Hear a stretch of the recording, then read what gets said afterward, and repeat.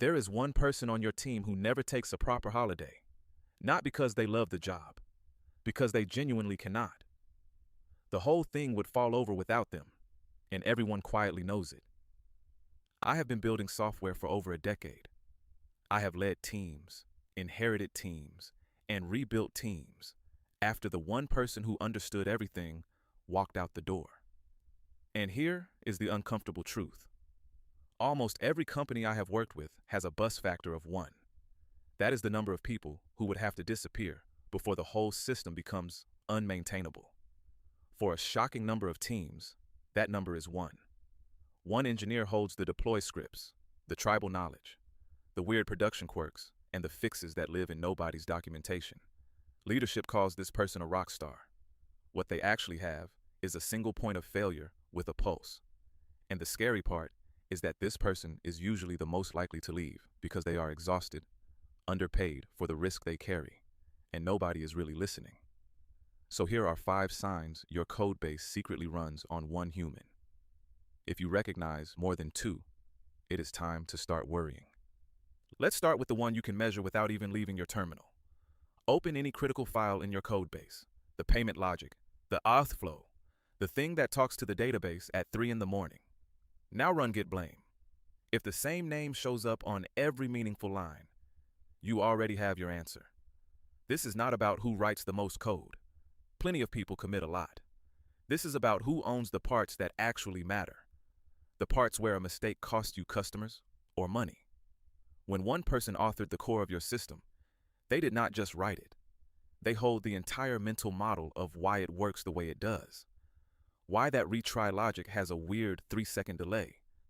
Why that one service cannot be restarted on a Friday. None of that is in Confluence. It is in their head. And every time someone new tries to touch that code, they end up in a Slack DM asking the same person to explain it. The Git history is not a record of contribution. It is a map of your risk. And if that map has one name on it, you do not have a team. You have a person and a group of witnesses.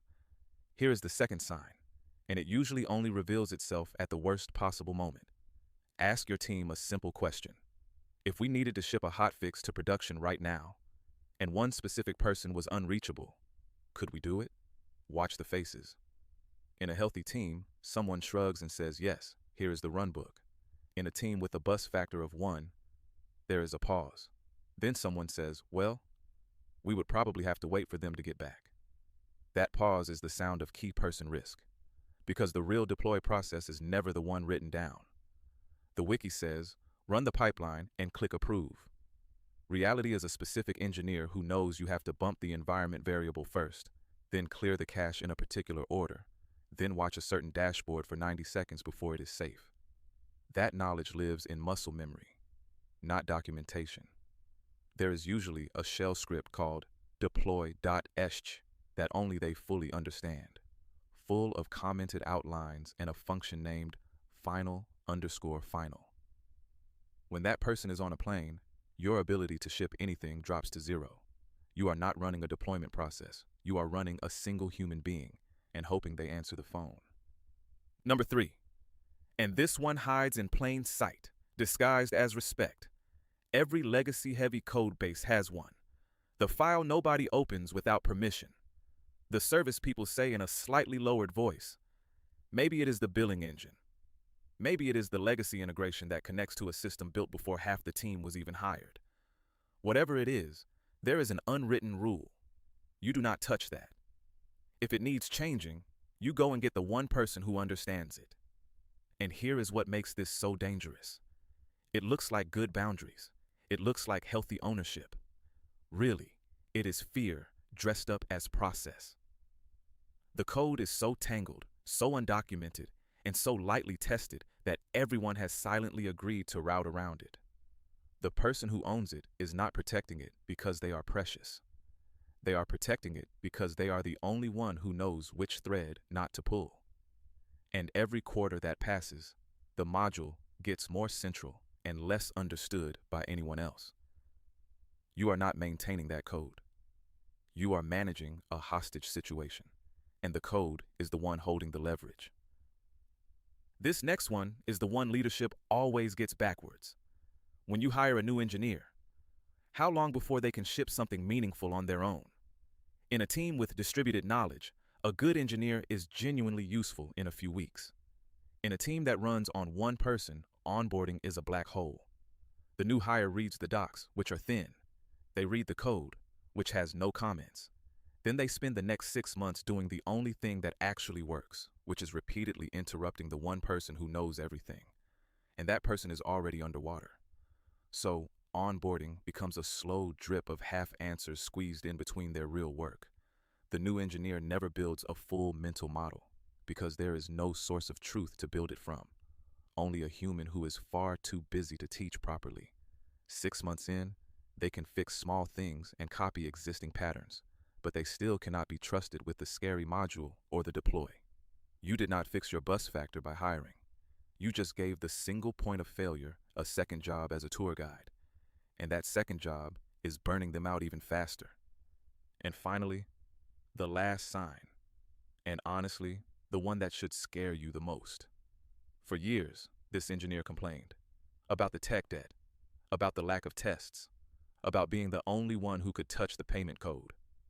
They raised it in retros, in one-to-ones, in Slack threads that went absolutely nowhere.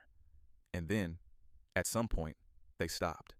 No more complaints, no more pushing for change, just quiet, competent delivery.